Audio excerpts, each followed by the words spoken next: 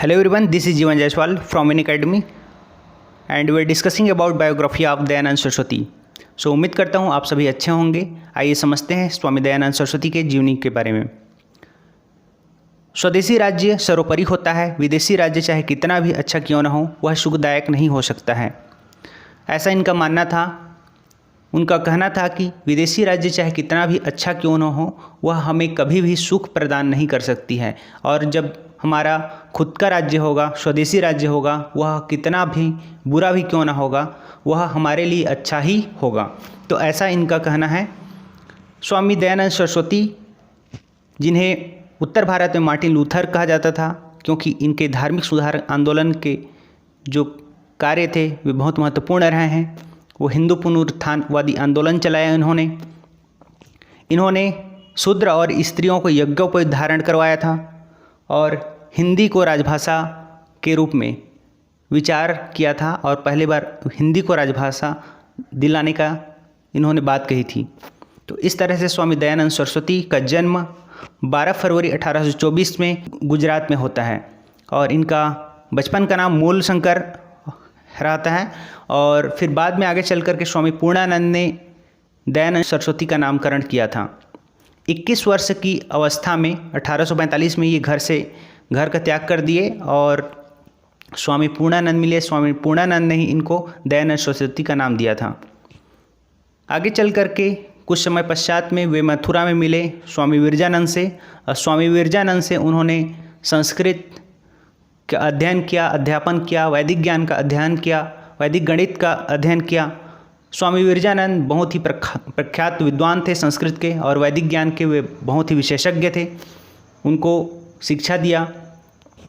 जब स्वामी दयानंद सरस्वती का शिक्षा पूर्ण होने के पश्चात उन्होंने कहा कि गुरु दक्षिणा के रूप में क्या दे सकता हूँ, तो विरजानंद ने कहा कि आप पूरे भारतवर्ष में आप वैदिक ज्ञान का विस्तार करिए और संस्कृत का विस्तार करिए। इस तरह से इन्होंने कार्य सौंपा और इसी क्षेत्र में आगे चल कर के स्वामी दयानंद सरस्वती कार्य प्रारंभ कर दिए। संस्कृत के महान ज्ञाता होने के साथ साथ ही हिंदी के भी बहुत बड़े जानकार थे। एक बार घटना होता है कि इन्होंने दयानंद सरस्वती अचानक मिल गए केशव चंद्र सेन से, और केशव चंद्र सेन के साथ में इन्होंने जब मिला तो उन्होंने कहा केशव चंद्र सेन ने कि क्यों ना आप हिंदी में कार्य क्यों नहीं कर रहे हैं, हिंदी में भी कार्य करिए, जिससे और लोग भी जुड़ेंगे और बाकी लोगों को भी हिंदी से कुछ सीख सकते हैं। तो उसके बाद केशव चंद्र सेन के कहने पर इन्होंने संस्कृत से हिंदी में अपना विचार प्रारंभ कर दिया और हिंदी में ही उन्होंने सत्यार्थ प्रकाश लिखा। ठीक है, तो ये पहले इनसे प्रेरित हुए, उसके बाद हिंदी में प्रारंभ कर दिया था और हिंदी में भी उन्होंने कई सारी व्याख्यान दिए, कई सारे ग्रंथ लिखे जो सत्यार्थ प्रकाश इसके लिए महत्वपूर्ण है इसमें हिंदी में। और आगे चल कर के हिंदी को राजभाषा के रूप में लाने का विचार इन्हीं का पहले आता है। तो इस तरह से इनका विचार था। फिर आगे देखें तो कई सारे पुस्तकों का इन्होंने विमोचन किया था, जैसे सत्यार्थ प्रकाश है, पाखंड खंडनी है। इन्होंने पाखंड खंडनी को आप याद रख सकते हैं, पाखंड का वो खंडन करते हैं, तो पाखंड खंडनी। और अद्वैतवाद मत का खंडन, ये भी एक पुस्तक है। एक और है वल्लभाचार्य के मत का खंडन, ऋग वेदादि भाष्य का भूमिका, वेद भाष्य, ये सभी पुस्तकें हैं। इस तरह से पुस्तकें जितने भी हैं ये स्वामी दयानंद सरस्वती के द्वारा लिखे गए हैं। इसके बाद हम देखते हैं, आगे चलते हैं। स्वामी दयानंद सरस्वती ने आर्य समाज की स्थापना की 1875 में।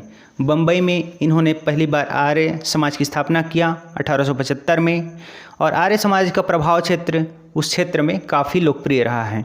जैसे उस क्षेत्र में पंजाब और राजस्थान के क्षेत्र में, गुजरात के क्षेत्र में, उत्तर प्रदेश और लाहौर के क्षेत्र में ये आर्य समाज काफ़ी प्रभाव रहा है। लाहौर में बाद में आगे चल कर के एक कार्यालय की स्थापना भी किया जाता है। आर्य समाज के एक और ऑफिस था, और आर्य समाज ने कई ऐसे कार्य किए लोगों के लिए जो हमेशा के लिए हम ऋणी हैं। इन्होंने छुआछूत को दूर किया, जाति व्यवस्था पर प्रहार किया। छुआछूत में उन्होंने कई प्रकार के, जैसे शूद्रों के प्रति जिस प्रकार की जाति पाति व्यवस्था थी उसमें उसको दूर करने का प्रयास किया, छुआछूत को मिटाया, शिक्षा के लिए अधिकार दिलवाया शूद्रों में, और स्त्री शिक्षा पर इन्होंने बल दिया। स्त्री शिक्षा के साथ साथ स्त्रियों के लिए कई कार्य किए, जैसे वेद पढ़ने और उसके पढ़ाने की पहली बार अनुमति मिला। ठीक है, तो इस तरह से पहली बार इन्होंने कार्य किया इस क्षेत्र में। वेद का क्या अर्थ होता है? वेद का मतलब क्या होता है कि वेद विद धातु से बना हुआ है वेद। ठीक है, तो वेद पढ़ने की अनुमति मिली पहली बार। बाल विवाह का इसने खंडन किया और बहु विवाह का इसने विरोध किया, विधवा पुनर्विवाह का समर्थन किया। तो इस तरह से कई प्रकार के इसने कार्य करवाए और इसको समर्थन दिया। इसके साथ ही साथ देखें तो पुनरुत्थानवादी आंदोलन चलाया था। पुनरुत्थानवादी आंदोलन का मतलब क्या होता है? इन्होंने हिंदू पुनरुत्थान के लिए कार्य किया, मतलब जो भी पहले से ईसाई में वो कन्वर्ट हो गए हैं वे पुनः आ सकते हैं हिंदू में। ठीक है, तो इस तरह से इनका विचार था। गौ रक्षा सभा की स्थापना की थी। गौ रक्षा सभा की स्थापना 1882 में किया था और वेदों की ओर लौटो का नारा दिया था। वेदों की ओर लौटो का अर्थ क्या है कि हमारे जो वेद परंपरा में जिस बातों का उल्लेख किया गया है उन्हीं परंपरा को आगे बढ़ा करके आगे हमारा कार्य जीवन शैली आगे बढ़ाना चाहिए। इस तरह से इनकी विचार थे। ठीक है, तो ये सब इनके विचार थे। मूर्ति पूजा का ये विरोध करते हैं क्योंकि मूर्ति पूजा इनका मानना था कि मूर्ति पूजा सही नहीं है और मूर्ति पूजा के स्थान पर उन्होंने सिर्फ निराकार ईश्वर की उपासना पर बल दिया था। इसके साथ ही साथ वर्ण व्यवस्था का समर्थन करते हैं इन्होंने। वर्ण व्यवस्था का समर्थन किया। देखिए आप समझिए इसको कि वर्ण भेद का विरोध किया है इन्होंने और वर्ण व्यवस्था का समर्थन किया है। वर्ण व्यवस्था एक समाज के लिए अच्छा है और सुचारू रूप से संचालन करने के लिए अच्छा है, ऐसा इनका मानना था। और वर्ण भेद किसी भी समाज को तोड़ने का प्रयास करती है, ऐसा इनका कहना था। इसके साथ ही साथ स्वराज, स्वधर्म, स्वभाषा, स्वदेशी की अवधारणा पर इन्होंने बल दिया है। स्वराज का मतलब क्या होता है? अपना खुद का राज होना चाहिए, किसी भी दूसरे राज्य के अधीन कार्य हम ना करें, उसके अधीन ना रहें, इस तरह से खुद का राज्य हो, ऐसा इनका कहना है। स्वधर्म मतलब अपने ही धर्म पे उत्कृष्टता की बात करते हैं ये। स्वभाषा मतलब खुद की भाषा हो, स्वदेशी मतलब खुद की देशी हो, इस पर वो बल देते थे।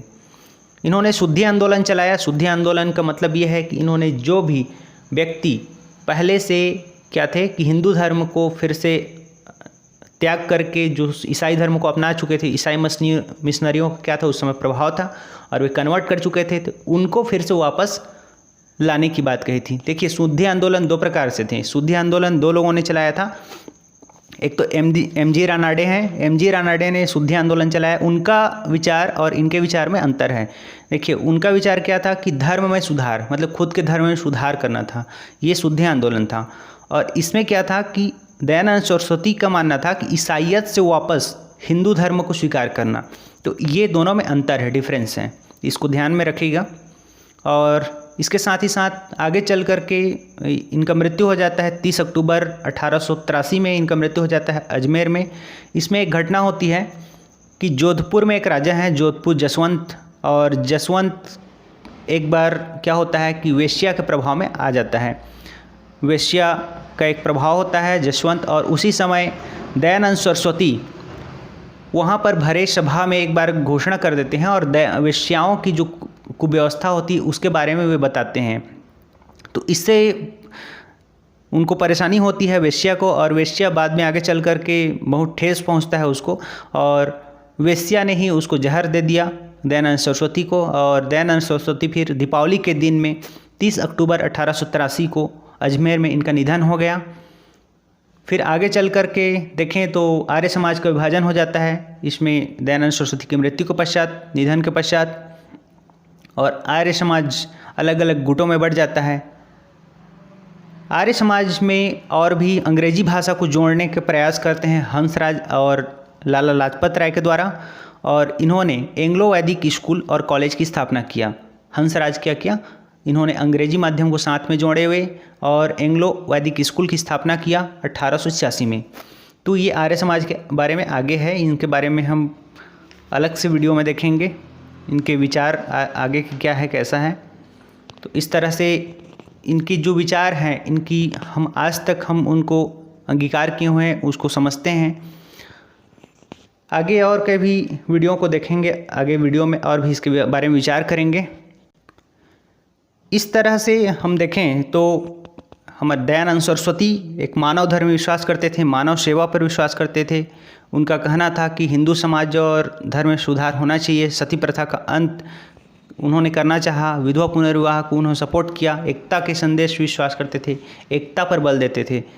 तो इस तरह से ये विश्व बंधुत्व की भावना पर विश्वास किया उन्होंने, सबके प्रति न्याय हो ऐसा इनका मानना था। तो इस तरह से हम स्वामी दयानंद सरस्वती के विचार को देखे हैं, इनके जीवनी को देखे हैं और आगे भी इस तरह से चर्चा करेंगे अन्य बायोग्राफी को। सो आज के लिए इतना ही। So thank you so much.